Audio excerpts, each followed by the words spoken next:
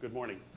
Nokia is a reseller of our product, the Roam-free gateway. And at the tail end, I have a little bit to talk about that. I have quite a bit of material here. As I understand, the most important thing that you're really interested in is the perspective of how fast 3G will come about in the United States. And I propose to approach that question by talking a little bit about what we have done. Let's see, make sure I get my system working right. About how cellular has developed in the United States, some of the technical issues, the interoperability issues, and some of the issues related to customer demand. I think the question of whether 3G is really going to take off in the United States and when it's going to take off is really related to the demand equation. And there, of course, the question is, what is 3G? I mean, what problem does it solve? And I think the situation that exists in the United States is maybe a little different than exists in other places in the world. I'm more than happy to take questions during the course of the presentation. On the other hand, I have committed I want to get through this material and get finished by so you can get to lunch and that great barbecue at noon. So we'll go through it this way. There's been, of course, a tremendous, we're sitting right about in here, and there's been quite a bit of growth in cellular, and we all expect it to grow even faster, especially as it addresses the underserved areas of the world. This line right here represents net-connected PCs, and there's this general feeling that there's going to be an explosion in net-connected mobile devices. That probably will happen, but I think the rate of adoption is going to be a little different in different countries because of some of the issues. The other thing that's interesting, and I'll spend a little bit of time back in here of how cellular got started, there were an awful lot of fits and starts in the very beginning, and the real growth that happened in here had to do with the introduction of 2G cellular, which really, the digital cellular systems and some of the things that offered the consumer were pretty overwhelming and changed the whole price dynamics. Back in here, there were some big problems. The question is, are we going to go like this, or are we going to have some bumps in the road? Let's see. So the outline, I'm going to talk a little bit about the U.S. history, kind of a little bit of difference of what's the U.S. versus European markets, how technology is evolving, emerging services, and 3G. Emerging services are basically what are the things that really will interest people in going into 3G, especially from an American perspective. And then at the tail end, a path to global interworking. This kind of shows, I mean, our roam-free gateway product is intended to specifically solve that problem, and I'll talk a little bit about that issue. BC, before cellular. Basically, this is probably, I know you guys are R&D related, so this is probably very, very obvious. But originally, of course, in the 30s, the 20s and 30s, radio mobile communication was high-powered transmitters on the top of a hill, blasted out and go as far as you can. And of course, each user had its own channel and range of 50 miles. Economically, that worked pretty well because you didn't have to put a lot of equipment in to get one of these systems operated. You had to find a high mountaintop and power. The problem, of course, was, well, and on the other end, the mobile, which typically was in the trunk of a car, had to have a lot of power also. The disadvantage is it wasn't very spectrally efficient. You couldn't get many users on. Trunked radio came along after that, and that's using the Erlang equation. Essentially, instead of having 10 users on 10 different frequencies, you take the 10 frequencies and share them between 20, 30, 40, 50 users. Cellular, as far as I know, was first talked about in about the 40s by Bell Labs, was the idea of let's not have a high-powered transmitter on the top of a mountain. Let's take the power down. Let's go down to essentially a small cell, and therefore we can reuse the frequency in a very close proximity. Typically, if you have a cell site of maybe maybe a mile, you'd have a mile of guard band, and then a mile later you can reuse the frequency again. And of course, that's what's happening right now in wireless telephones. Everybody shares the same frequency, get a tremendous amount of usage because there's very low power. But the problem when you build a cellular system this way is it's very expensive. You don't have coverage until you don't have something that customers can use until you go out and put a whole network in place. The history of the system was, although the concept had been talked about in the 40s, It wasn't until the early 70s when this was truly brought into fruition and AT&T, Bell Labs started actually playing with building such a system. There were a period of about 10 years in American history where there was an argument about where were we going to get the frequencies, how many frequencies should exist. In these days, of course, the U.S. had a monopoly in the telephone system. There was the only company was AT&T, and it was pretty obvious that AT&T would get the license. By the way, the market they were coming into back in here when we had trunked radios, and even before that, I came across some numbers. In New York City, AT&T had a network, a mobile telephone network, that served 350 users, and there was a waiting list of like 3,000. So there was a real recognition that there was a pent-up demand for this, and that was what this was to address. Well, the FCC was trying to figure out how to solve this problem of getting frequencies and who should have the frequencies. And there was another industry called radio RCC, radio common carriers, that were, you know, taxi cabs and people like that, and they sort of felt they ought to get into this business too. So the end result was there was a lot of economic studies about what should be done. Should there be one license? Should there be a lot of licenses? And who should get the licenses? And in the end, the FCC decided to have 2 licenses. By the way, right about here is when AT&T got broken up. So AT&T was going to obviously get the first license, and because AT&T was the Bell Telephone Company, and the other license, that by the way was known as the B license. As near as I can tell, the B license stood for the Bell license. The A license was going to be made available for someone else. And the FCC held competitive hearings, which are kind of like beauty contests. They weren't called that in those days, but people would come in and make a pitch as to why they should get granted the license. And the FCC thought this would be a barrier to entry, and they didn't think they would get an overwhelming number of applications, but they got a tremendous number of applications. And it soon overwhelmed the FCC's ability to even evaluate that and go through these things. So they threw up their hands in disarray and kicked over to lotteries. And they basically, and it turns out that, so you got one license, the B license going to the telephone company. The question is what's going to happen to the other license? Well, it was just given away, and you had dentists and construction. There was a very exciting industry at that point in the United States of, we'll put together your lottery application. And some people won these licenses and made tremendous amounts of money. And that sort of rolled it out, and there's cellular's moving along at this point. Now this is AMPS. This is analog cellular. There were 2 frequency bands. Each was roughly 20 megahertz initially. Later it got expanded to 25. And it wasn't terribly spectrally efficient. And it was very expensive to operate. And phones were very expensive. Phones were $1,000, $2,000. But there was a lot of speculation, and licenses were resold. And of course, the other thing that happened, the actual first system that came on the air was in Chicago in the fall of '83. And in January of '84, essentially 3 months later, AT&T ceased to exist. So AT&T was in the cellular business for approximately 3 months. And then they got out of it because they ceased to have any local service. They didn't get back into it till about here when they bought McCaw Cellular, back from Craig McCaw, for quite a few billions of dollars. So things are trucking along here, and I guess that's the part 2 was capacity started to be a serious problem here, because even though the phones were big and expensive and there was a lot of subsidy, people couldn't get good service.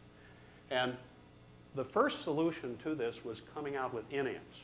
Now, amps is essentially in a 30 kilohertz channelization. In-amps was essentially 10 kilohertz channelization, narrowband FM. And that worked reasonably well, but the problem is it's very difficult to mix narrowband FM equipment in with wider band deviation because of the interference problem. So that actually, as far as I know, I don't think there are any in-amp systems running in the United States anymore. But the second thing that happened, and a little bit later I'll show you what's happening over in the GSM world, but TDMA was considered the right way to make better cellular. So TDMA, North American TDMA, was developed and standardized by the operators on a 30 kilohertz channelization. And that was important because it had to coexist with amps, which was 30 kilohertz. Now, the whole purpose of digital at that day was to increase capacity. In that 30 kilohertz, using digitized voice, we're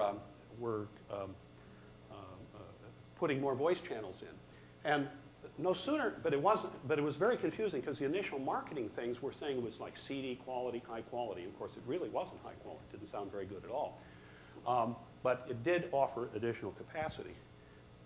So no sooner had it been standardized than Qualcomm had started to emerge with the CDMA concepts. Now, CDMA, of course, they claim to have invented it, but CDMA is a very fundamental form of multiple access. But they do get the credit, tremendous credit, for making it work in a land mobile environment. And there's some serious problems in making CDMA operate in the power control issues.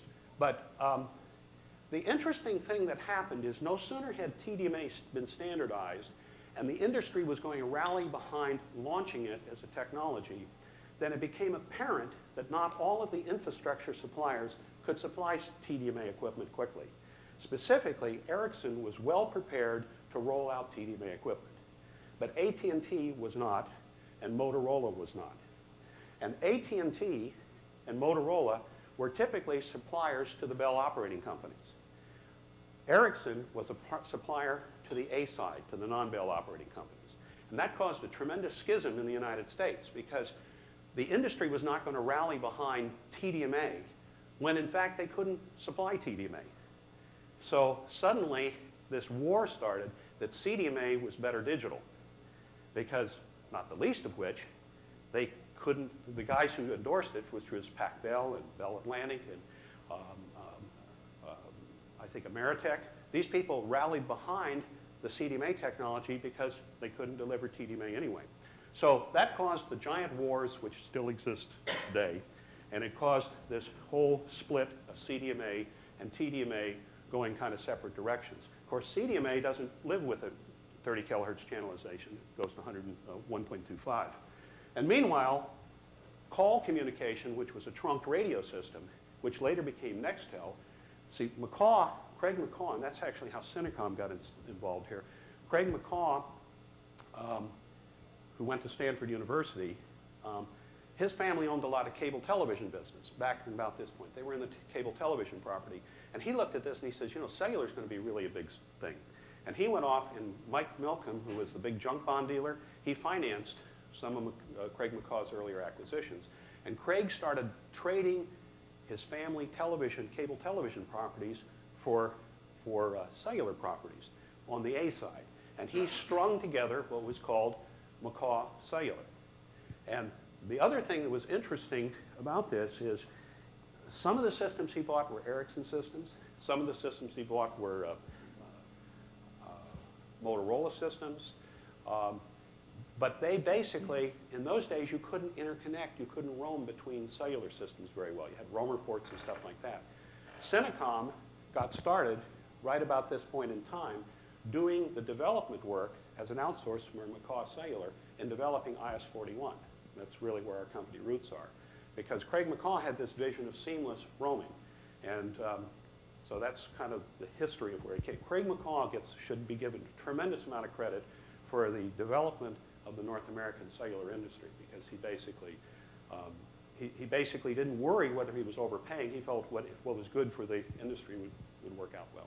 So anyway, he sold McCaw Cellular to AT&T, thought for a while was an unemployed telecommunications executive, and decided to step in and buy Call Communications, and renamed it Nextel.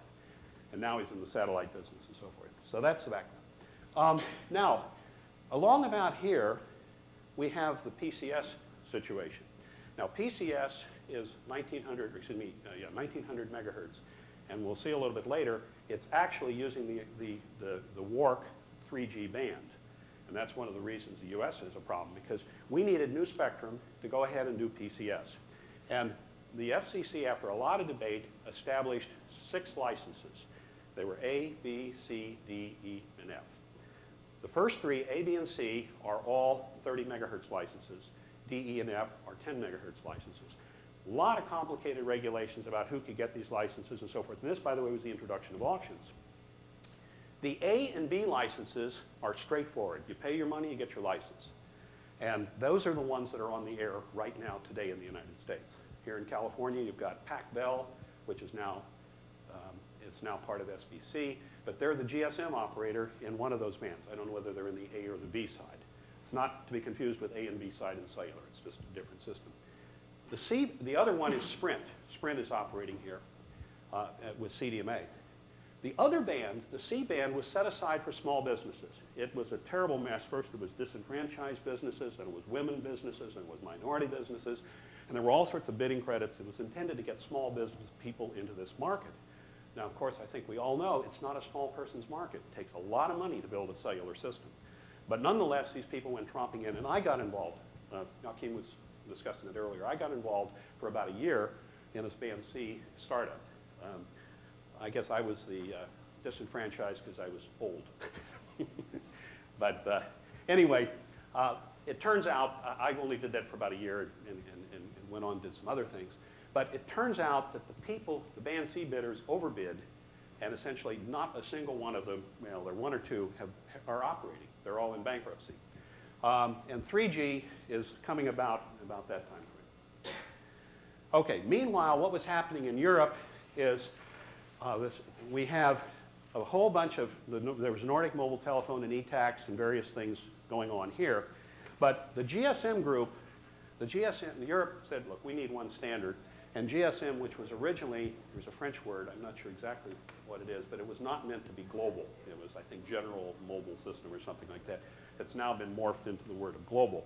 But basically, the GSM development proceeded in this point with a complete grounds-up redesign, building cellular the right way.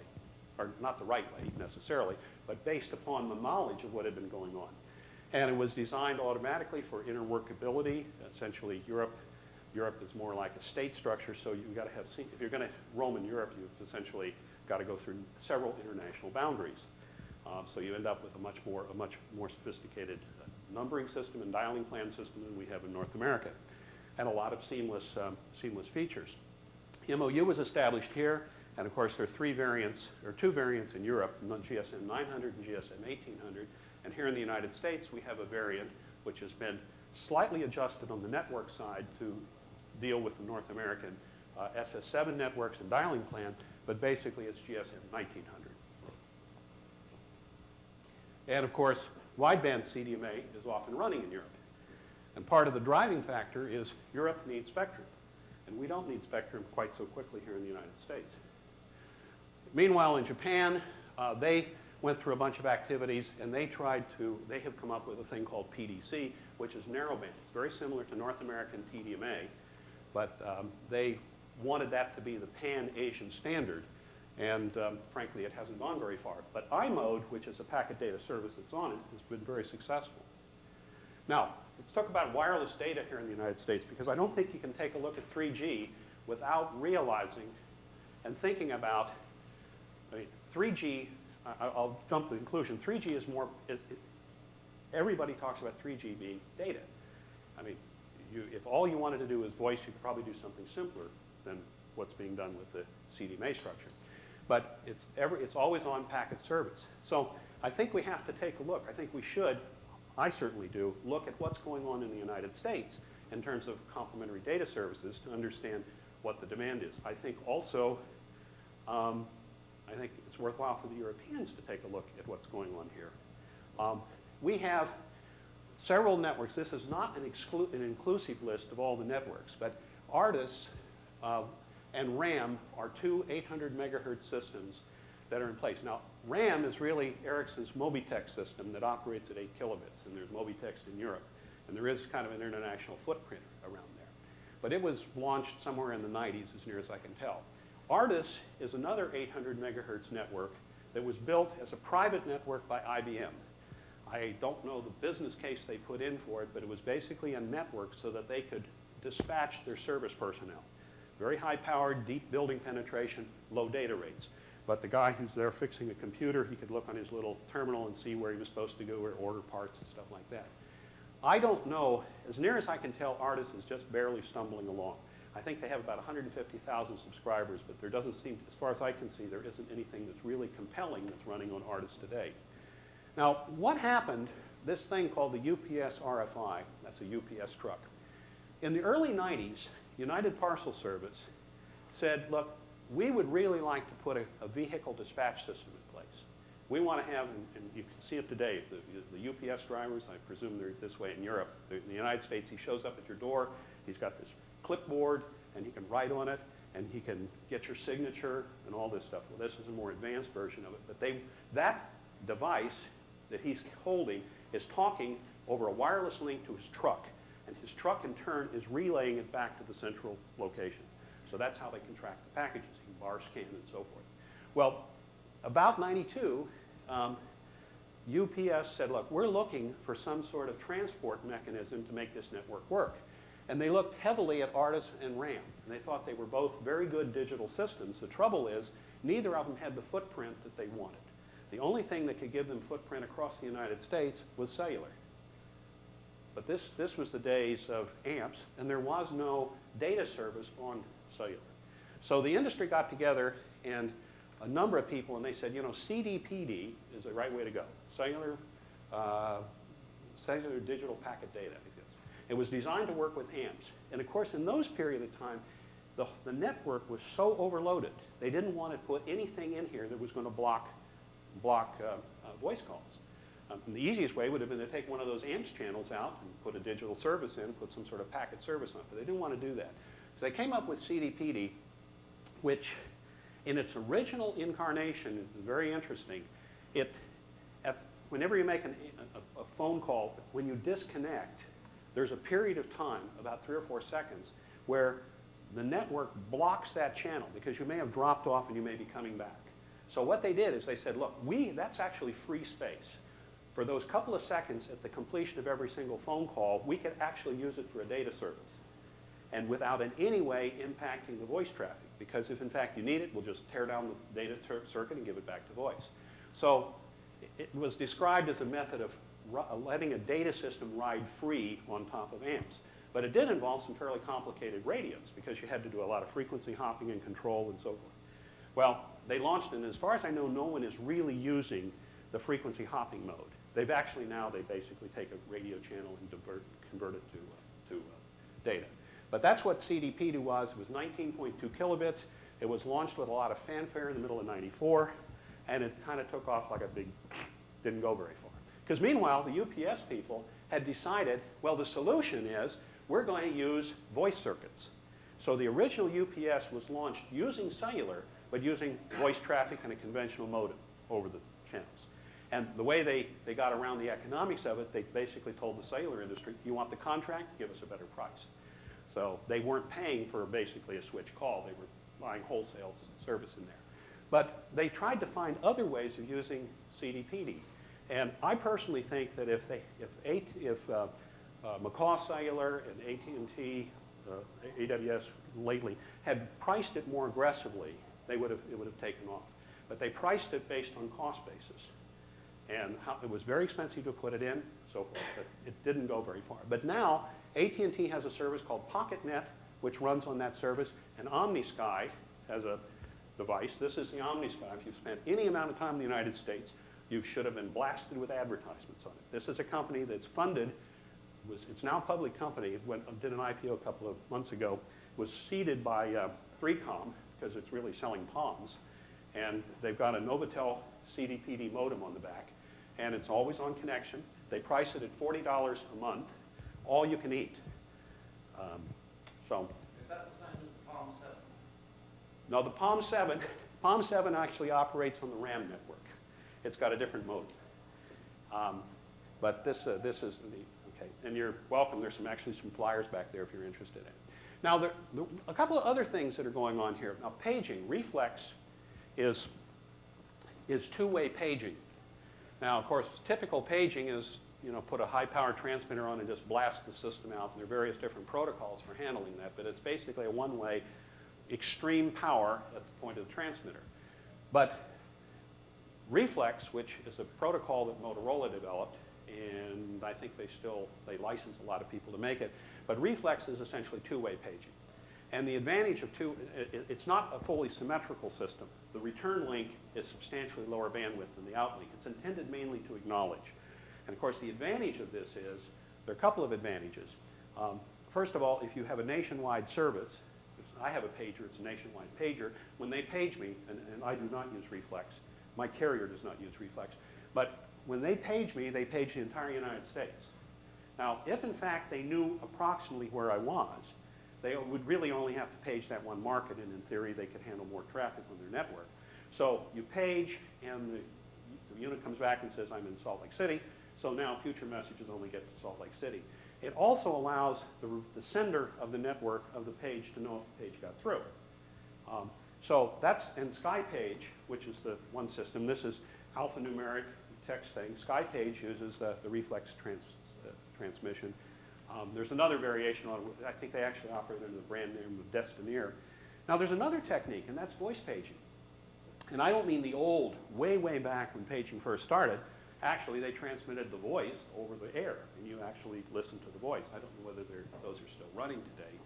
But this idea is you call, you get to an answering machine, you leave a short message, 20-second message. It gets digitized, packed, and sent down to a voice pager. The voice pager finally acknowledges that it has the full message there, and it beeps. So it's kind of like voicemail in your pocket. And I personally think that is an interesting concept because, I mean, I use voicemail all the time, and of course, the competing approaches are put voicemail in your cellular. That's another way of doing it. And you can, in fact, do the same thing using like GPRS to do it. And there's a company called Readycom that's actually doing that using analog. But anyway, that's yet another competing data. And finally, another area is, now these are all low speed. This one's 19.2. And by the way, people who use it say it feels more like about 2.1 or something like that. I mean, it's really, I don't know how much of it's related to network congestions, whatever, but in fact it is, the bulk air interface is 19.2. Now Metricom, and I don't know how familiar you are, but there's a Metricom modem on that machine right back there. Metricom, which is located here in Los Gatos, or here in the Bay Area, is using 902 to 928, the ISM band, to operate a packet service. And they don't, it's picocells. What they do is they put a little thing about as big as a shoebox on a lamppost. And I don't know where the nearest one is, but the range from that unit right there on the computer back there to the lamppost is probably maybe 1,500 feet. So there's got to be a link somewhere within about 1,500 feet of this. And that device, the lamppost one communicates to the next lamppost. So it's kind of a self-organizing network. When you bring it up, all you do is put the latitude and longitude of the base station in, and it kind of hunts around, and it's frequency hopping, tries to find somebody it can talk to, and its routing protocol is kind of, it's a variation of one of the internet protocols, but basically they try to shorten, they try to continually reduce the distance to where the home is. And they try to run the network with, I think, no more than about 3 or 4 hops. And anyway, it's been reasonably successful. It's a pico system. It's extensively here in the Bay Area in San Francisco. I've got a map in there that kind of shows where it is. They've raised a lot of money recently. MCI's made a big investment in it. Paul Allen's made an investment. And they're upping the speed to 128. They also went off, and instead of using their own network to relay traffic, they now have an upband. It's in the 2.8 gigahertz band, where they actually take it up and backhaul from one base station to the next, taking the traffic off the access channel.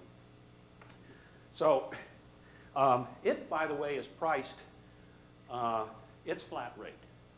And that's terribly important. People in the United States are used to flat rate. You have flat rate when you connect to your telephone. We don't have measured service for commercial use in the United States. I think there may be 1 or 2 places in the United States. And you can buy really cheap telephone and get it measured service. But the general price in the United States is like 15 to 20 bucks a month, and for that you have unlimited local calling. And then you couple to an internet provider, and typically internet providers cost you another 20 bucks a month. So a person can get a dedicated phone line and a dedicated internet connection for 50 bucks a month, 40 bucks a month. And that'll run at 28.8. Or they can get DSL. And I have DSL, for example, at home, and I pay $10 more, and I have, actually, I'm almost getting T1 speeds on the downlink. It's not tariff that high. So when Metrocom comes up with their system, they had to get up to these sorts of speeds, and they're pricing it right now for their high speed. I think it's about $70 a month. They used to price the lower. Now, you got to go buy a modem, but $70 a month, and a lot of people are saying, geez, that's kind of expensive, because that's more than DSL, and I get the ability of just walking around and connecting it, but is it worth it? So the key thing is, if you're going to, we have to, as an industry, figure out how to offer a service in the United States, a service that's compelling enough to pay the premium over what they can get on wireline, and that offers some value. Enough to part. So the next question here is the, check my time, okay. The next issue here is licenses. And I don't want to get too far into what you may be coming across on Wednesday, but I do think that there's a real important problem, and it's kind of a divergence of where Europe's going, and I don't know where the U.S. is going on their licenses. But in the United States, we first had applications, and we had comparative hearings, sort of like beauty contests. Then we had lotteries, and then the government said, well, this is ridiculous. Let's balance the budget. Let's get some money out of this thing. Let's have auctions. Now, of course, auctions are really another form of taxing. I mean, once upon a time, in fact, I guess in the world today, a lot of countries heavily tax their telecommunications. The U.S. has, we can have a fairly big tax burden, but percentage-wise it's very low compared to other countries. And that's one of the reasons telecommunications is so inexpensive here. And I think, I'm not sure, I don't know the structure in Finland, but I think you have some very, very low taxes on telephone communications. But certainly, for example, I know in India, and that's one of the reasons there's this big internet business, because the Indian government taxes their telephone service very high. And of course, the problem is, because it's so expensive, consumers don't use it very much. You know, it makes a whole lot more sense, in my opinion, I think in all economists' opinion, to lower the price, increase more value for the consumer, and ultimately you'll spur the economy, and you'll basically, you'll end up ultimately with more revenue. But anyway, the auctions are just another form of tax, because fundamentally whatever's paid for an auction has to come back to make a solid business case. It has to come back into the end user. There's no other source of money. Now, in the United States, the first auctions, the PCS bands, the ones that here Pac Bell and Sprint have, but if you aggregate the entire United States, the price paid for those licenses was $13 per pop. Pop means population. It has nothing to do with how many customers you have. It just has to do with the population in your footprint. But probably a more meaningful number is to normalize that for megahertz. So the 43 cents is basically taking 30 megahertz and dividing it into 13. That's where we came from. Because as you look at different markets, you sort of need to figure out how much spectrum they're buying. Now the Band C, which was the small business set aside for guys who didn't have any money, they ended up paying 33 bucks pop. And the reason they paid so much money is because it wasn't their money. All these companies, not all, but almost all these companies were formed by a few people who had an idea and had the privilege of participating in the auctions because they were a minority, or they were a small business, or they were gray-haired, or whatever the rules were, which kept changing. And they went out and they got other people to lend them money to go into this.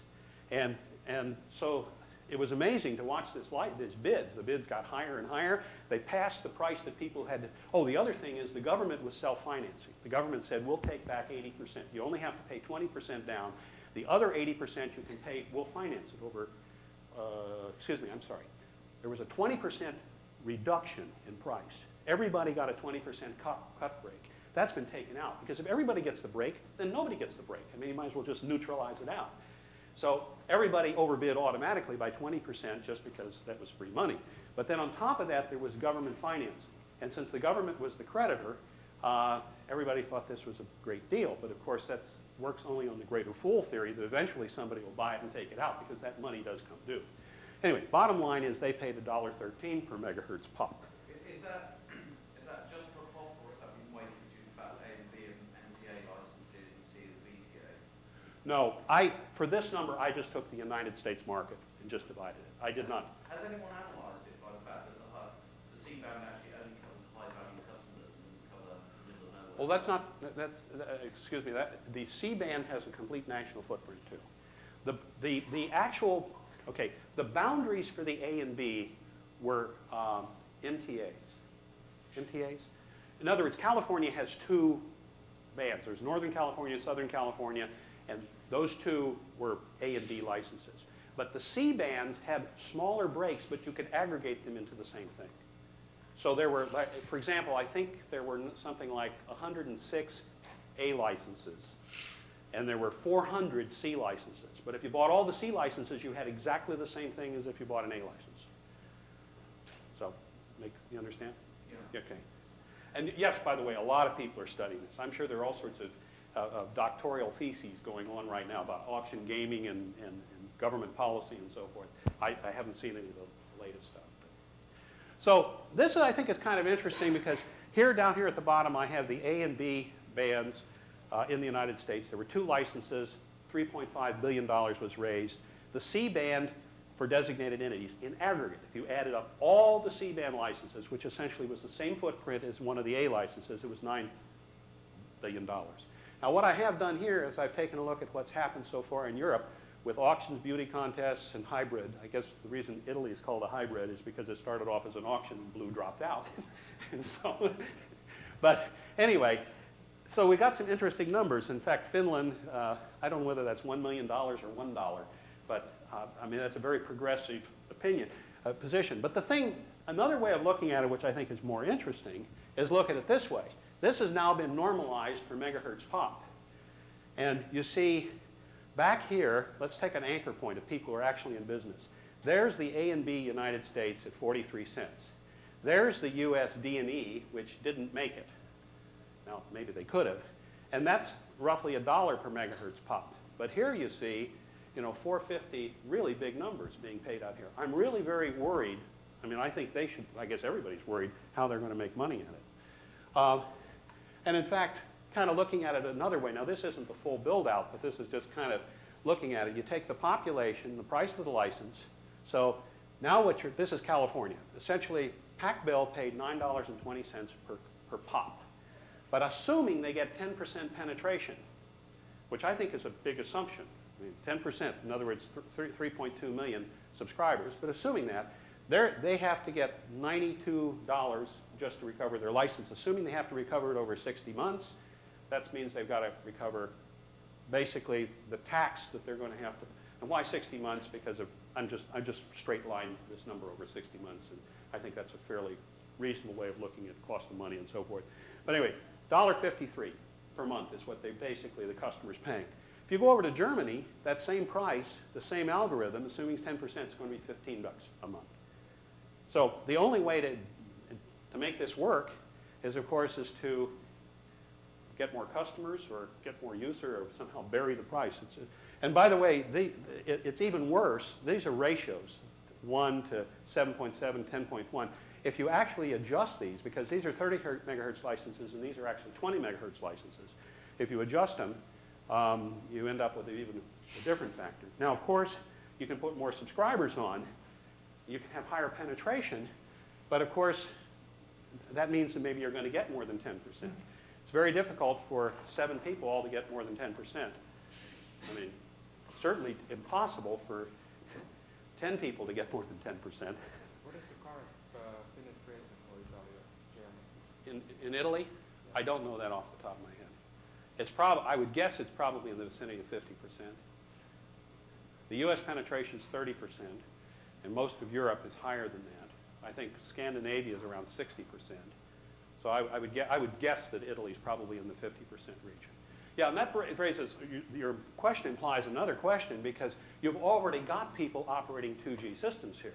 And now you've got these new 3G guys with this big cost in here. What are they going to do? Well, initially, most of the 3G operators are already 2G operators, so most of them already have. This is in that special handout. It's interesting because this analysis was done by Arthur Anderson. It says 25% in the UK model is going to be the cost of the licenses. I frankly, anyway, this kind of shows kind of a cost breakdown. This all translates into things where there was a headline in a little magazine called 3G Communications or 3G, whatever it is. It's published by IIR. Headlines. Vendors are now looking for 300%, vendors are offering 300% financing to get these licenses, to get the contracts. And it's the question. Okay, and here's something else. This is also an Arthur Andersen report. It shows, now this is from Europe, because I have not seen any data from the US, but the total revenue is about $80 billion in 2000, and they estimate in the next 10 years it'll essentially double. The interesting thing, though, is voice remains flat, and where they see a big growth is in transactions. And that to me makes a lot of sense.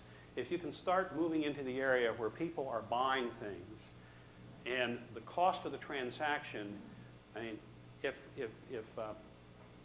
I buy something over, when I use a credit card, obviously there's cost paid for the credit card, but I don't see it. I don't really even think about it. So there's revenue that can be extracted that the carriers can get a piece of, maybe, through this approach. It depends on what type of carrier model they have, whether they're going to be a walled garden and control the transactions that the carriers have, that the customers have, or whether they let them fly free on the internet.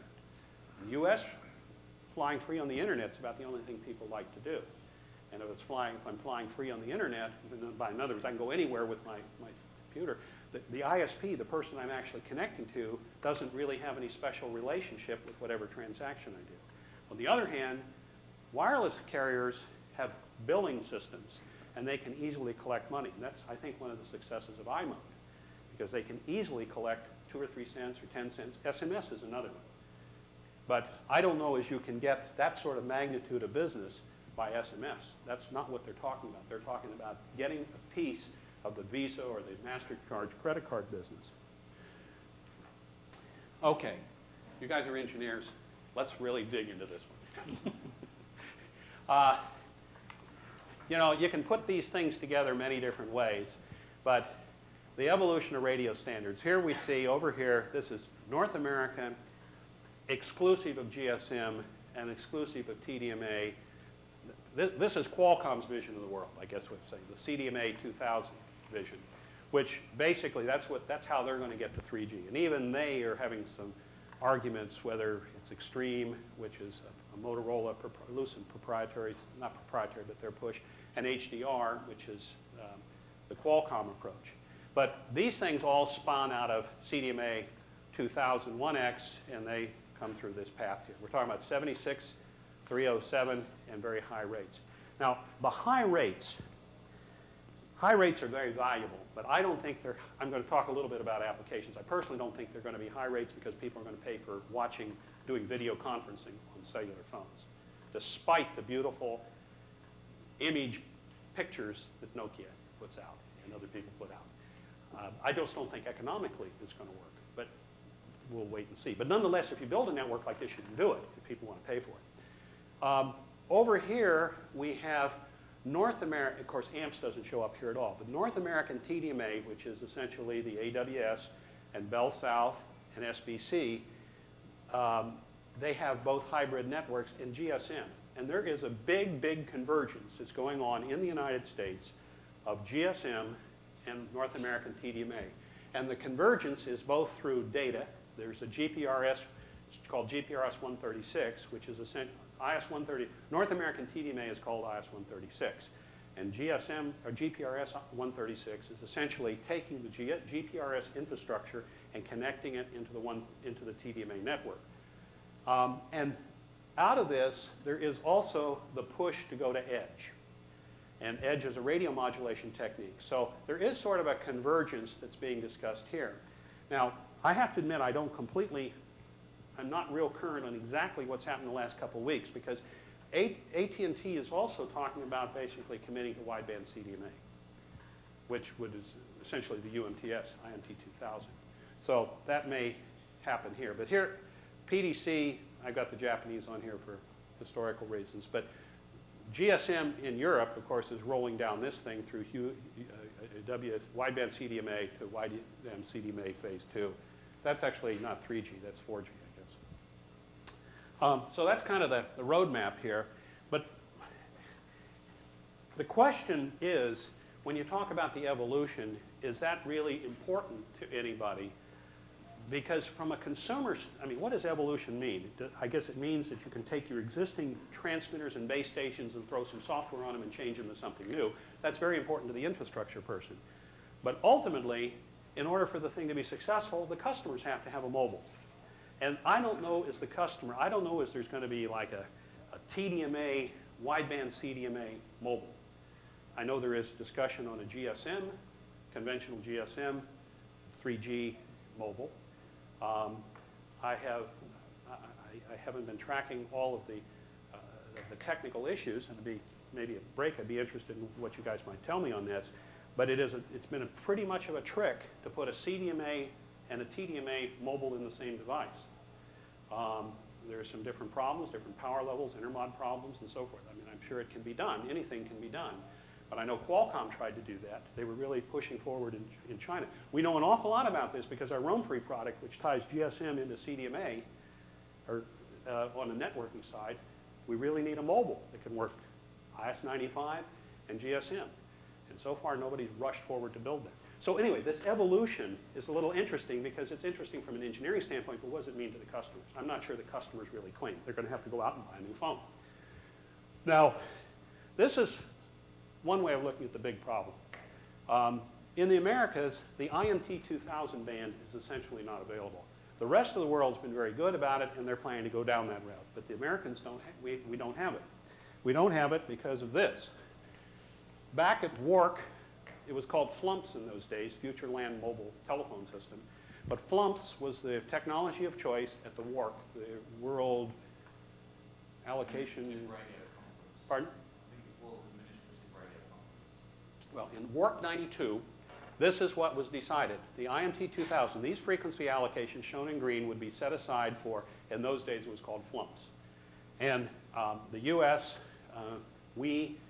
I don't know the full history, I don't know the politics, I wasn't really tracking in that days and I haven't researched it, but we kind of we just ignored it. We drug Canada with us, and maybe a little bit of South America. But we're running our PCS in this band. Why we didn't go and put it where the DCS 1800 band was, I don't know. Interestingly enough, where is it? Korea chose to operate their IS-95 in a completely different band so that they preserved this band. So Korea's okay for UMT 2000. Now, this is the US plan. And this was something that we, the US, went in and lobbied at the WARC in Istanbul, WARC 2000. And we now have 3 new bands for 3G. This band, each of these bands have got some problems. And President Clinton has, not too long ago, told the FCC to work out a plan so that we can get this license, they get these bands set up, and I think they want to hold the auctions for them in 2003 or 2002. But they've got to find these bands. I mean, they've got to figure out how these bands are going to be practical, because here are the problems. The lower band is partially being used by cellular today, so it would be a case of refarming the cellular, and I'm not sure these existing cellular operators are going to be too excited about giving up their frequencies. The other problem is channels 60 through 69, television channels 60 to 69 are going to be cleared. Now, we are in the process of introducing high-definition TV here in the United States. And these guys who have channels 60 to 69, among others, have a new frequency assignment for high-definition TV. And when they're supposed to, at some point, abandon these channels and move over to the other. They didn't pay for these channels. They just got these new channels. The problem is they don't have to leave these channels until 85% of their served market has high-definition TVs. In other words, the consumers buy them. And the problem is high-definition TVs are very expensive. They're $4,000 or $5,000, and the penetration is running very slow. So the FCC was actually going to have an auction for this license, and all the carriers came back and said, you ought to think about it, because I'm not sure I'm going to pay very much for a band that I can't use. I mean, I don't know how long it's going to be before. So that's the problem with that band. Up here, this band is MMDS. MMDS stands for I don't know what it stands for, but it's where original cable television was put in place, wireless cable television. It's being used by religious organizations. It's used by schools for educational purposes. Well, recently, a lot of companies, Sprint in particular and WorldCom, which is the old MCI company, they have been buying this frequency and they're using it for wireless local loop. And they've invested over $1 billion each in these licenses. And they say, you know, you can't, and they're putting in infrastructure and they're trying to produce competition. See, right, we're supposed to, in the United States, have competition in the local loop. Right now, it's still a monopoly. Basically, the only person who's got wires running up the streets is the old Pac-Bell system, and they have to resell use of those wires. But people are trying to figure out how to get an alternate way to connect to the home. One approach is on cable television. The other one approach is wireless local loop. So Sprint and all these people are trying to get into that business, and they're putting towers in and multi-point, megabit multi-point distribution or something like that. Anyway, so they aren't about to give it up. And this last band right here, which is probably the best band, it's being used by the military. And the U.S. military is going to push back. It's command and control of the GPS satellite systems and so forth. That probably is actually pretty easy to fix because you could move those frequencies. There are not that many assigned people to change the, but I'm not sure how hard it is to change the satellites. You know, I don't know, we should give another job for the shuttle. Anyway, and there's also military operations. So it's far from a clean shot on what the U.S. is going to do. And personally, I also think that we don't really have a pressing need. Because right now, remember back in the PCSs, the PCS frequency bands, I talk about A and B, up and operating. C is in bankruptcy, and people are, and D, E, and F are not even turned up. So there's over 50 megahertz, 60 megahertz of spectrum that's still not being used right now. So we don't really have a, in fact, I heard somebody from AT&T at a CTIA show 2 years ago say, we really don't need any spectrum. They put a cork in his mouth. These radio guys, you should never say you don't need spectrum. Even if you don't need it, you're going to hopefully need it. So, data.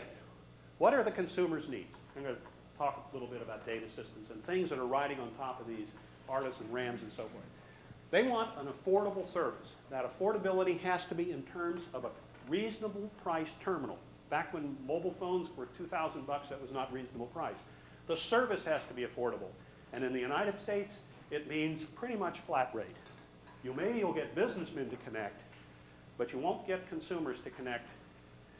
It either has to be, it doesn't have to be flat rate. It has to be so cheap that people don't pay much attention to it. It can't be 10 cents a minute for internet browsing. It isn't going to work, in my opinion. The terminal has to be attractive. It has to be readable. It has to have good battery life. And that's one of the things that really happened in digital. You know, and thank goodness for Nokia and these tremendous phones you make. And you led the way. But I mean, you can put a phone and not worry about it for a couple of days, and it's still basically working. But people have to have stuff like that. Battery management's got to cease to be a problem in the form factor. You know, and I guess this has turned out to be a pretty popular form factor. It's kind of unattractive, though, for a phone. I mean, I carry a phone, and that's not my Palm Pilot, but I have a Palm Pilot like that.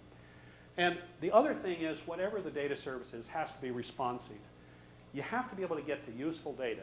The walled garden, which I don't know whether that's a general term, but the walled garden is where the carrier only lets you get to his preferred sites. You can't really get everywhere.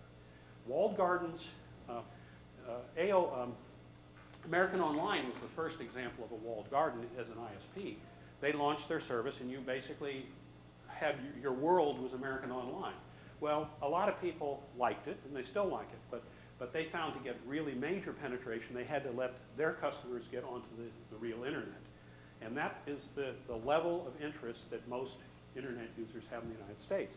I don't particularly, and I'm speaking partially for myself, but I think most people don't like to be pre-directed to particular sites that the carriers want to give me.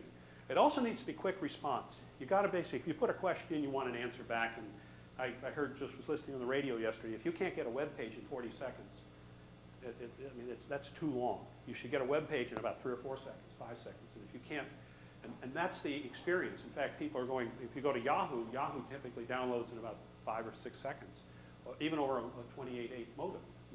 test it on that machine back there. But if you can't get quick response, people lose interest in it. And that's, again, the American market. I don't know if it's true in other places in the world, but that's the expectations that people have had.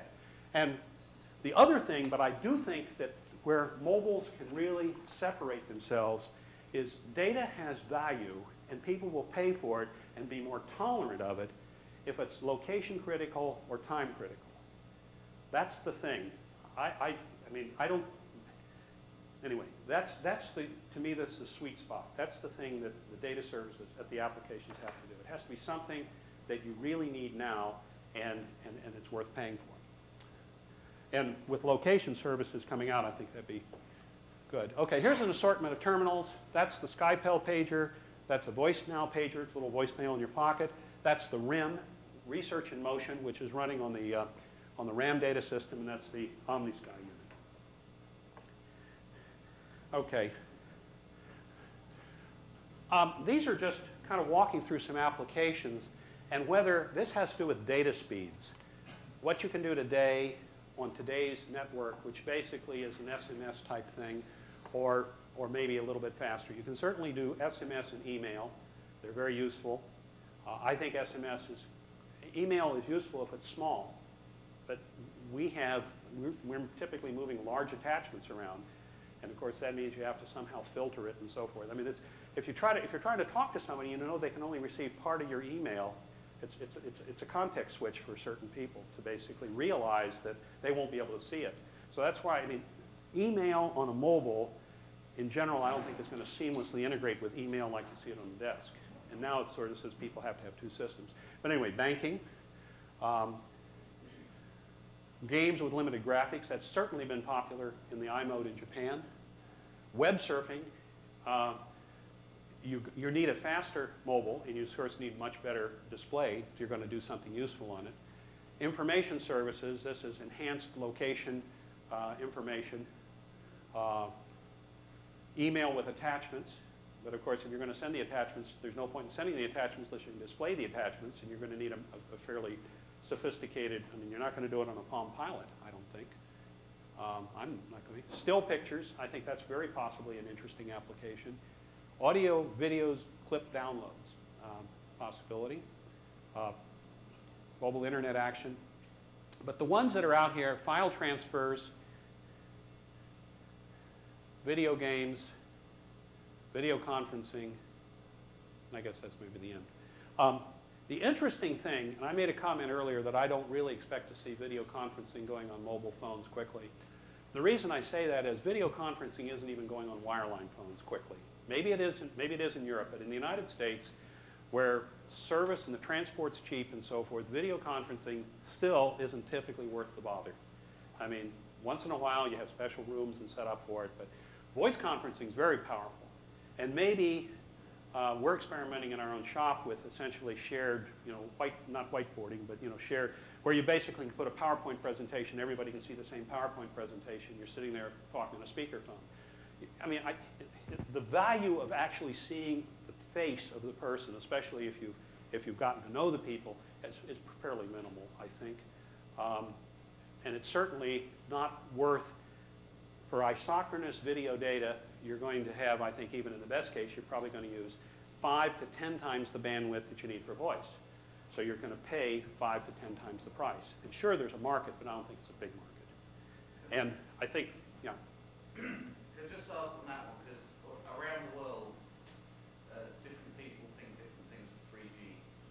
What's actually meant in this graph by 3G? Is it a peak? It's high speed. But what's high speed? At 2 megabits plus. Peak or average? Average for a given user. I mean, that's what you need if you're, well. Yes. I mean, at the moment when people talk 3G, they say UMTS 2 megabits. That's 2 megabits peak if you're the only user on the system. Right. Absolutely, from an engineering standpoint. That's why you see GPRS said, I see GPRS all the time, 115 kilobits a second. That's if nobody's talking, right? I mean, when people start talking, it's no faster than CD-PD. And CD-PD ain't too good. But, I mean, yeah, the thing is, there's a bit of marketing hype on this thing. I mean, I think. But I guess The question is, what do you need for video conference? When I put this in here, I'm talking about 3G that's capable of supporting 2.2 megabits. The bare channel is 2 megabits. If you can buy the whole channel, you can get 2 megabits. Maybe I'm not answering the question correctly, or maybe. Okay, sure. Oh, streaming video. I knew there was one more up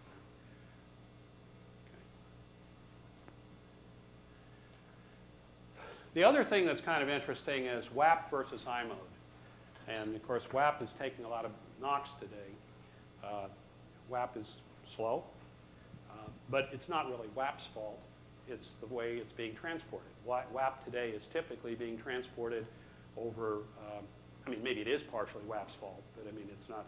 WAP is being transmitted over circuit switch data. As far as I know, I don't think there's anybody that's running WAP over packet. There's nothing inherent. You could certainly run WAP over packet. But it is an open standard done by the WAP Forum.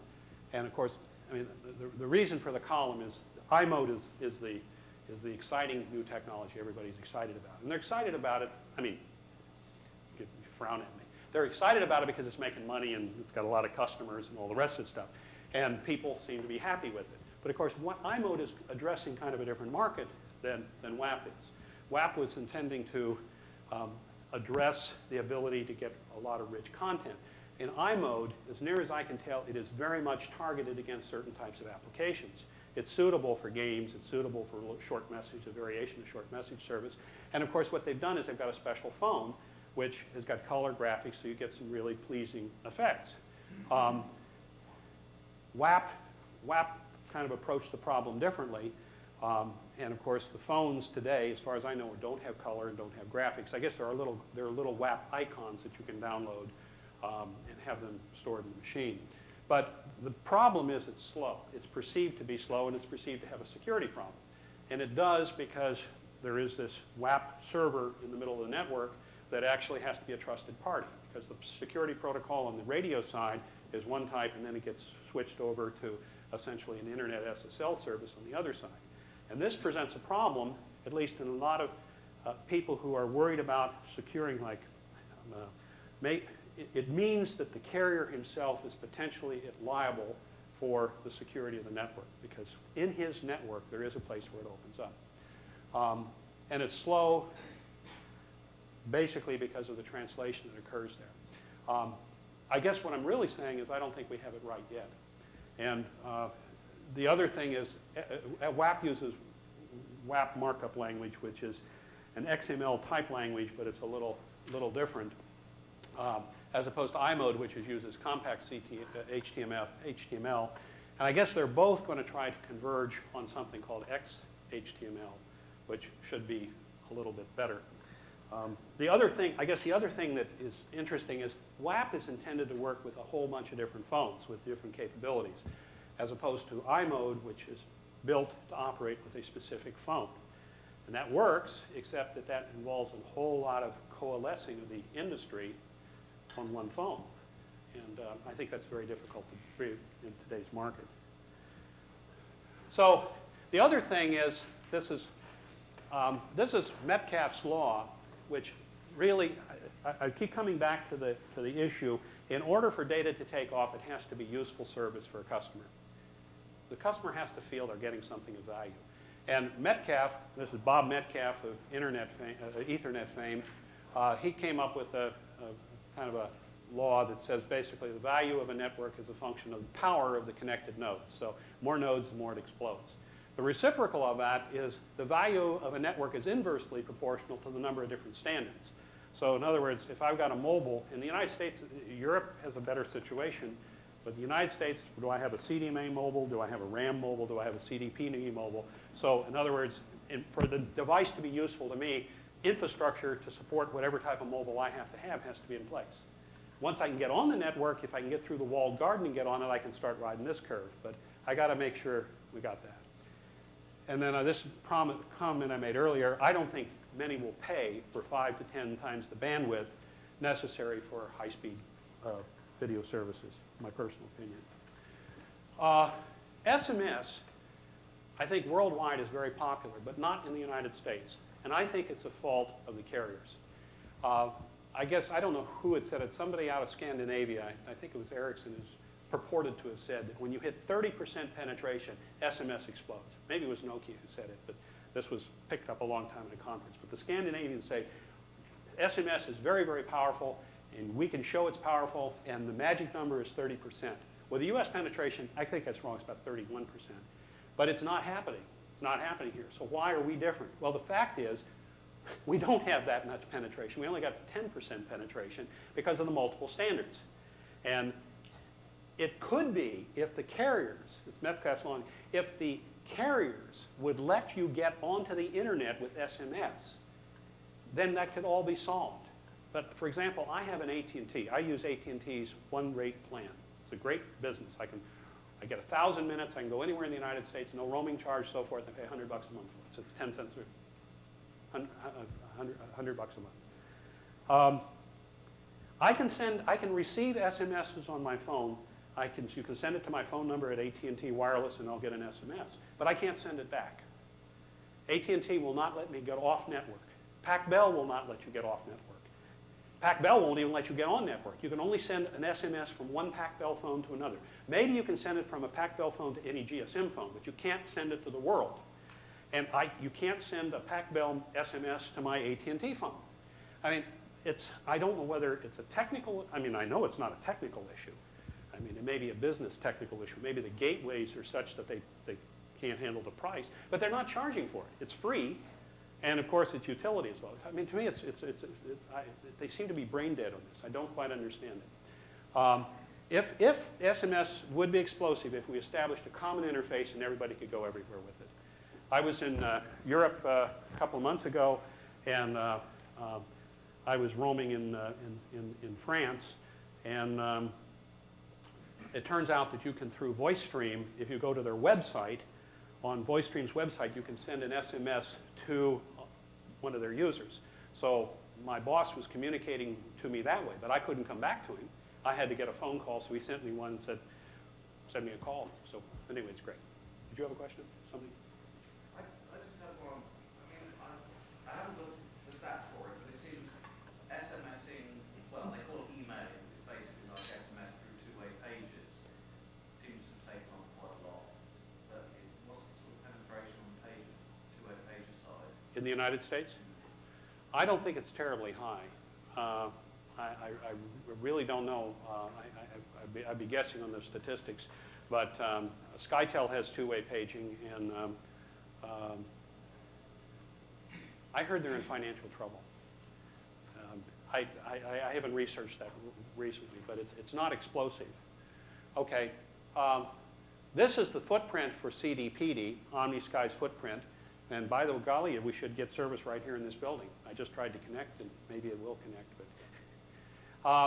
iMode's coming. Docomo made an investment of $1.8 billion in AWS. And, of course, they have not been public about what their plans are.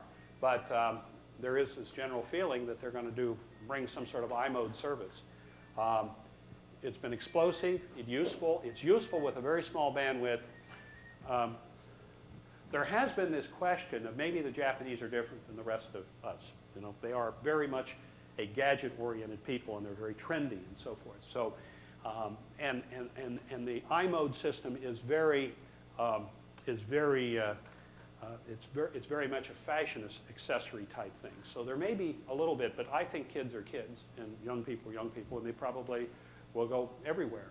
The other thing that is also very interesting is in Japan, they have very low internet penetration statistically, and internet access is very expensive. It turns out PHS, which is kind of like DECT, it's a low-tier cordless type phone service, but it will support 32 kilobit digital connection. It is cheaper to use a PHS telephone to connect to the internet than do it over your wireline. And I mean, I don't know what the tariffs are, and in terms of actual numbers, but that's another reason why the Japanese culturally would be more receptive to using wireless mobility, because they don't see the big cost differential. The other thing is also, remember, we don't have calling party pays here in the United States. And When I call a cellular, well, people are not used to paying for telephone calls in general. That's the whole thing. So the whole attitude, the moment if you say, geez, I'm going to use my internet, my cellular phone going to cost me money, why do I do it? I'll just go to the wireline phone. So that's the issue. The other thing is the Japanese, the iMode is the big thing that they're sending around are jokes and games and ringing tones and stuff like that. And people can get something very useful for 5, 10 cents. Of course, the carriers are very well set up to bill for something that's 5 or 10 cents. And iMode is not a walled garden. There are an awful lot of services that are available there. So you're actually saying that the main popularity of iMode is the services we use SMS for in Europe? No, SMS is only used for messaging. iMode has in messaging. Games. Oh, you do that? Do you do download ringing tones and jokes? Oh, okay. I didn't realize that. Well, then I guess it probably is true. It's probably very similar. So maybe SMS is nothing, iMode is nothing but Japanese SMS. With a different, maybe a more attractive, or maybe not more attractive, but a very game-oriented phone. Have you seen one of these iMode phones? They're really, neat. Like they open them up and they got little maps and displays and stuff like that.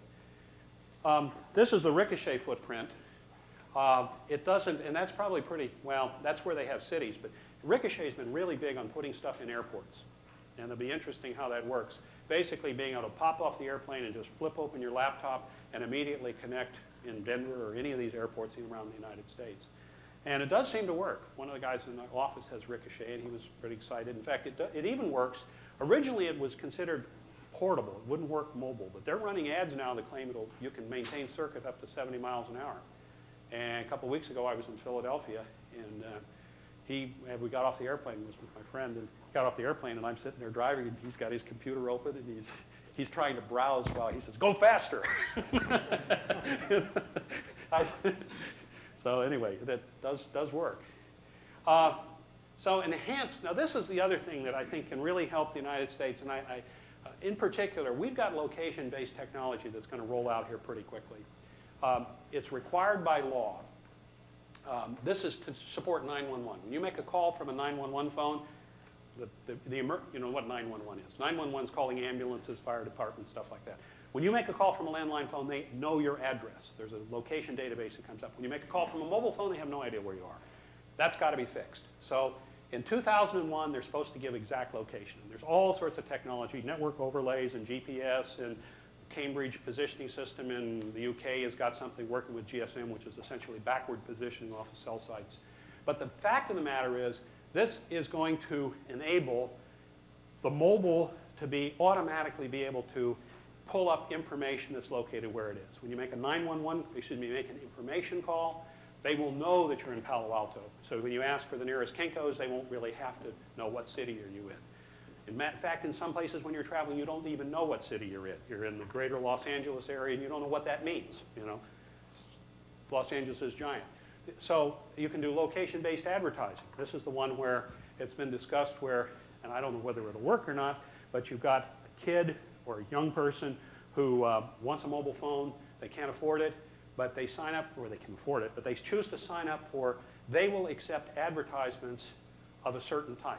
So this is a kid that's 14 years old. He happens to be interested in records, so that's in his profile. He happens to right now be in the shopping center across the street. They know it. There's a store in the shopping center across the street. They send him an ad. You come over to my store right now, I'll give you 20% off or something like that. And for that privilege of getting the ads, he actually gets cheaper service. So it's been discussed. We'll see whether these things work out, but those are things that will in fact increase the utility, and you're moving the cost recovery over to the advertiser side. And frankly, you describe this thing, people say, geez, I wouldn't be interested in that. But you might be interested. If the advertisement's really tailored to something that you're interested in. For example, I'm interested in what's going on at the local consumer electronics store. So anyway, the other one is voice technology. And there's a lot of voice technology, both voice recognition and delivery of voice. Either they're voice portals that are coming up, which is another way of getting around the small screen size. And technology is growing very fast. A lot of people are experimenting with that. And I think those things can, in fact, increase the utility, especially people driving. They can't read the screens anyway. You've got this complicated thing. Even this is a nice screen, but you're crazy to try to read it while driving. So 3G, 2G. What does 3G really offer? Well, first of all, 2G offered the customers something really valuable. It offered a smaller phone. It offered longer battery life, better MMI, and the service was affordable. They got more people on the network. They were able to take the price down. Maybe the voice was crappier, and in many cases it was, but there was better coverage. Because I think basically, personally, marginal AMP service or analog service is better than marginal digital service. But that, of course, is a function of what you mean by marginal digital service. But anyway, less drop calls, it works better. The fact of the matter is, people really did see something worthwhile. What was 3G? Common world standard, higher speed data, isochronous, packets always on. The reality is we're not going to have one world standard. We're going to have, depending on how you define it, at least 2, maybe 3 standards. I think there are probably going to be 2 standards in the world. And at least 2 bands, thanks specifically to North America. So what are the reasons for 3G? The business drivers to move forward. There is a tremendous need for more radio spectrum in certain parts of the world. I do not think that's a problem right now facing the United States, but it certainly is facing a lot of Europe. And there's a hope that data will be a major new source of revenue, because as you bring these new networks on, and you bring on less and less valuable customers, and you drive the service down, you of course are cannibalizing wireline to a certain extent. If you can get people to get rid of their phone, from a consumer standpoint, they're not spending any more money, they're just spending it all on wireless instead of wireline. And that shift is starting to occur. We're starting to see especially younger people who are willing to just not have a phone other than their mobile phone. But that's not more revenue, that's just movement of revenue. The other question is, can you make data be a major source of revenue? We've talked quite a bit about that, and I'm not sure. I mean, you've got to, different markets have different pushes. In the United States, it's got to be sufficiently compelling that you're willing to accept slower speed data, less rich data, read it on a more difficult screen, and somehow pay more than you're paying for it on the wireline service. So you've got to climb over that hill in order to make it work, I think. The business case, I think, is unclear. In some markets, might be competitive wireline, but certainly not in the US. A killer application, well, voice revenue is going to drop. Going to drop on a per user basis. Maybe in aggregate it comes up. I think voice is no doubt the killer app. Everybody likes voice. Just walking in here, you see all these people out in the thing, talking on their phones. But the market must find a low payload, meaning a small packet service with high utility, tied in with location. And I also think carriers need to price on the learning curve. They have to be, they can't worry about cost recovery. And I think they're basically doing it, but AT&T certainly didn't do that on the early days of CDPD. I think they might have been much better positioned. I think that the 3G business case is proven by success at 2.5. To go back to a lot of these services, the only thing that really required 3G out there in these higher speed things are this video and streaming. So make it all work together. See if we can go through this in 5 minutes. I think we're going to do it. This is Europe and the US history. US was first with wireless, but then Europe leaped ahead. I think that your GSM network is an excellent network. The radio frequencies are and will continue to be different, and there's a different attitude in the 2 areas. The US is free-for-all. Let the market decide. That's why we have so many different standards. But Europe mandated a single standard, and even today in UMTS, I guess Qualcomm has succeeded in getting it so there's no legal prohibition for somebody launching IS-95 in Europe, but you can't be the only IS-95 supplier in the market. I think that's the way the law works out. Somebody in each market has to have GSM or has to have UMTS. So who's hurt by a lack of standard? The global traveler is hurt. You guys in this room are hurt when you come to the United States, but you're certainly not hurt when you're in Europe. Working fine. In fact, you're not hurt where you go anywhere in the world except the United States, maybe South America. But the actual roaming, international roaming traffic, especially from the United States to Europe, is relatively a small market. It's a lot of people in absolute numbers, but percentage-wise, in terms of the customer base, it's not that big a market. And a lot of them are tourists, and they own the radio as a general purpose DSP and maybe some broadband amplifiers. You load the right software, and you can make it from a GSM into a CDMA radio and so forth. There's a lot of work that's being done on that. There's a lot of motivation for being able to build a base station that's software defined so that the carrier can add, for example, edge without having to do a block change. Can you get it into the mobiles? Very possibly. But I do think there are some problems way up at the radio interface, the difference between CDMA and GSM. I mean, there really is a different structure in there, but I'm not a design expert. The other part is network-to-network integration, because the radio allows you to connect to the different networks, but you have today in the world GSM-centric and IS-41-centric networks. I'm talking about core networks. So you have network-to-network integration, and finally the MWIF, which we were involved in, and Nokia's involved in, a lot of companies are involved in, which was basically doing a pure IP core. It's a little different than what's going on in GPRS, but so here you see the GSM networks, wideband CDMA, and there's of course the TDD mode, and there's the edge mode, and there's the IS-41 going into CDMA 2000, and there is an IP core, which is in fact, if you go to the 3GPP standards, this is a GPRS-based core. And there is some interest in trying to get the IS-41 network to go to the same core. But how do you hook these two networks together? Well, you can have an interworking device, which is the product we make, which Joachim said at the beginning, which is our roam-free gateway product, which ties GSM today into IS-41 and vice versa. And then, of course, the other things that are happening is IS-41 through TDMA, through North American TDMA, is going to edge. And then there is this feeling of, in fact, you could support all of these off a common core, which is one of the ideas that's being fostered by the MWIF. And it's not an alien idea to 3GPP or 3GPP2, except they start with GPRS. And the MWIF is saying, let's start with the internet standards. Let's get involved in that. Here's how our roam-free product works, just quickly. Here you have a GSM HLR. You have a visited GSM system. The mobile goes over there. And of course, the VLR talks to the HLR over SS7. Well, today, and this is how roam-free came about, because we have, as the GSM came to the United States, they said, look, we're going to have spotty footprint if we don't have AMPS coverage or North American coverage. AMPS was the one that they wanted to. Nokia makes a phone, the 6190, and there's an AMPS module that slaps on the back. If you haven't seen it, I think I might even have one in my briefcase. You can slap it on the back of any 6140 or 6190s or 5190s.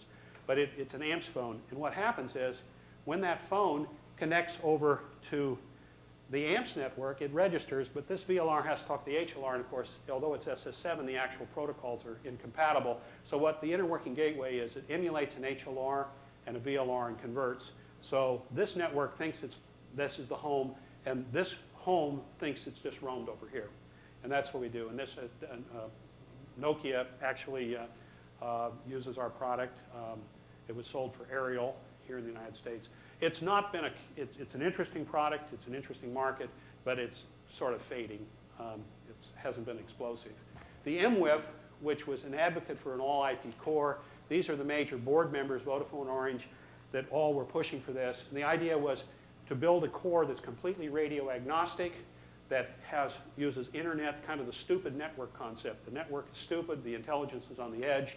And basically, this was one of the charter statements. They've toned this down a little bit, but to break the control, the monopolistic control of the big infrastructure suppliers. And for interesting, Cisco is the one who kicked off the MWIF. They really got it started. They've taken a back seat for it. But Nokia, essentially all the big players are actively involved in it. Nokia has been a very active contributor to this, pointing out the pitfalls. But MWIF is just an advocate of this. I'll skip over this. This is what's happening today. Well, I'll back up a second. This is what's happening today. You know, you have a switch circuit and data goes through the switch. But with either GPRS or CDMA 2000, you basically have an SGSN and a GGSN, which pulls the data off at the BSC level.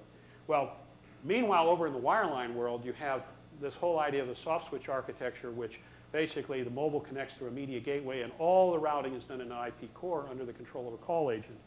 Well, part of the situation is the soft switch architecture is you put a mobility control function onto a standard class 5 call agent. And what you can do is this device allows, you can hide all the complexity and all the mobility from a wireless network, and the wireless network can look just like a standard network. That's the basic high-level vision. It's, of course, a lot more complicated than that. So in summary, wireless is inherently more expensive than wireline. It's inherently more expensive because you got to pay for the license, unless you're lucky and get it for free or very little money. You've got to put more equipment in. You've got to put towers. You've got to put a lot of infrastructure in. And fundamentally, you're dealing with a shared media access. You can't let people be nailed up all day long. You just can't do it because that radio spectrum is your most precious. It's the front door to your network. So inherently, no matter what you do in wireline, you're always going to cost you more to do it in wireless, I think. Europe and the US have different telephone cost models, flat rate versus usage-sensitive billing. They have different data cost models. Internet's really cheap. Therefore, what works in Europe may not translate to the United States.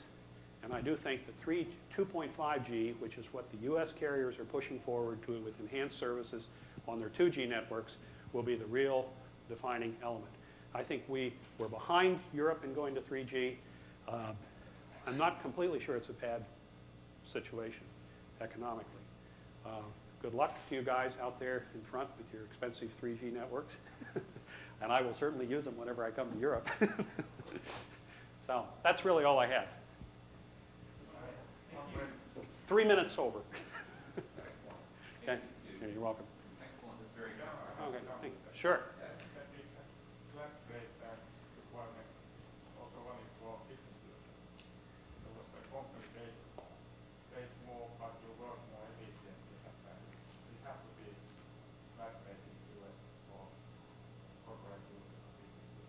It has to be? Or is, How do you think that if I expect them for business use, it has to be? no. I think consumers, it's discretionary. People can decide whether they want to spend their money or not.